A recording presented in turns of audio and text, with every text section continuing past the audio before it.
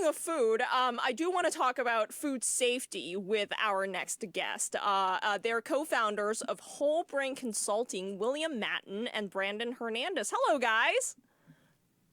Hello. Hey. All right. With technology, how much safer and healthier can we expect our food to become? Give me numbers. How much safer you can expect it to become? Yep. Um, well, I would say with the advent of technology, certainly the attack has been more on the traceability side of the ledger. Realistically, the science behind how your can of soup is made or your loaf of bread, those things aren't, that science doesn't change. And so the methodologies don't necessarily need to change. It's really the attacks right now on the system are solely on supply chain and reviewing and being able to be able to pull bad product off the market faster. But from a technology standpoint, there's a lot of, usually it's in vegetable washes and things like that, where different chemicals and things like that may be able to use to control for pathogenic growth and things like that. But from the perspective of do you need to worry about your bread being bad or your tortilla chips or potato chips or whatever you want to pick, the science really hasn't been invalidated. It's just simply adding on to it. Yep. Dr. Madden, what would you say? Well, I think more than just technology, what's really made a difference is FISMA compliance, and that the government back in, what was it, 2003, Brandon, really made a concerted effort to make the food supply chain a lot safer. So traceability has become exponentially better. I mean, within 4 hours, a majority of products, we can figure out where the raw materials came from. We can figure out what they were using, where they went around in the facility, what distributor got them, what grocery store got them, and down to the shelf. So it's the technology behind traceability that's made it safer. Where previously, you had to report a major issue within 24 hours. You had to have a program to where you could pull it off the shelf, in a reasonable time period. So we as the consumer don't have as long of a period of risk because those products are taken off the shelves faster. So that's why you see, instead of like 30,000 people sick and 900 dying, you're hearing 300 sick, 97 sick, and no deaths. It's because of just how rapidly we can pull those products off the shelf. Doc, that's really interesting. One thing I want to ask you, and you mentioned traceability and the technology of traceability. Right now, we have a salmonella outbreak that's taking place, non-COVID related, but it's a salmonella outbreak that people don't really know where it's coming from. How do things like this happen, and how can your technology sort of circumvent that or sort of fight that? How does that work? It's actually more my partner Brandon's specialty if you want to go into the mechanics behind it. Yeah. Well, yeah. So Brandon, where's this salmonella coming from? What's happening?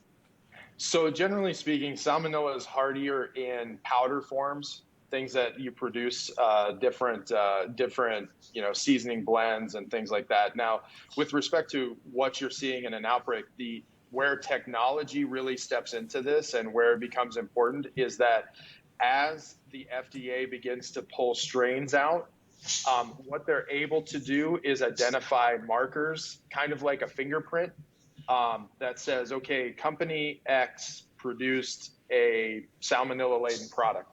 Mm-hmm. Because it had sat in that environment, it has actually changed from a DNA perspective slightly. So we can track the strain, and now we can assign that strain to a given manufacturing site. And so that, again, is where when the CDC and the FDA really need to go in and investigate, that's one of the first things they attack is the genome of what they're seeing, because there may be markers that lead them to a particular manufacturing site. And as we start to aggregate more of that data, you're going to get safer and safer food strains. Now, again, with salmonella, it depends on what the contaminant was, but most likely, because it is a soil-based based bacteria, and that's generally from a harvesting practice or inappropriate storage, inappropriate silage. That's where the investigative part becomes a little more difficult. But again, that's where the fingerprint aspect really starts to play into now and in the future how we mitigate for those risks. You're essentially saying for this particular outbreak Philip was talking about, the FDA probably has a good idea, and when we say unknown origin, it's just we don't know it yet, and it'll be traceable like in no time. Right, because the FDA and the CDC, when they're doing these kind of investigations, they have to be absolutely certain who they're throwing under the bus.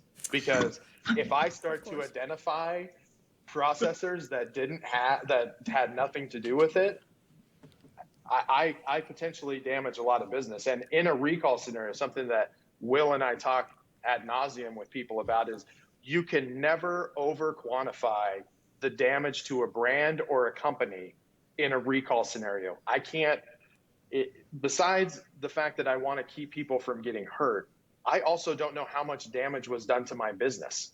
And so that's something that I have to factor. And that's something that the FDA factors in their investigations, because it doesn't behoove them to destroy a business that maybe didn't have anything to do with it. Yep, I completely understand. Yep. And with all the changes that sort of happened in retail and supermarkets specifically, and we're switching gears here a little bit, the way the demand is going now, are smaller brands being shut out from the supermarkets? Are the bigger brands sort of taking over because of, trust and things like this, and people are very health conscious? What are your thoughts on that? So, Brandon, do you mind if I field this one? How about it? So what we've seen is huge increases in volume, and there's this area of food manufacturing that's called contract manufacturers. And the vast majority of the product that you see on the store shelf are made by contract manufacturers, which are manufacturers that make it for the benefit of another company. So I'm brand X. I don't actually produce something. A contract manufacturer produces it for me.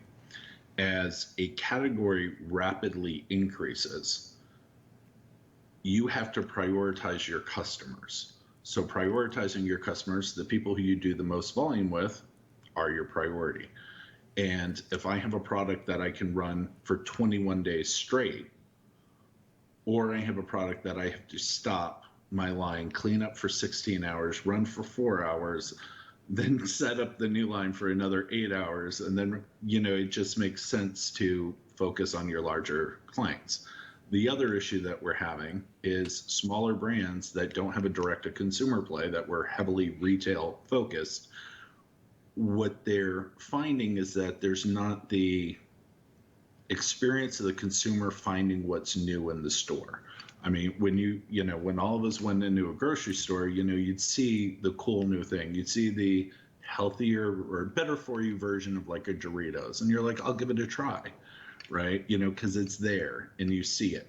It's very hard when people are purchasing on like an Instacart or directly from a grocer's website or Amazon Fresh to do that discovery. So you don't realize that those options are out there. And then thirdly, people retreat to what they know. They treat to what they're comfortable with.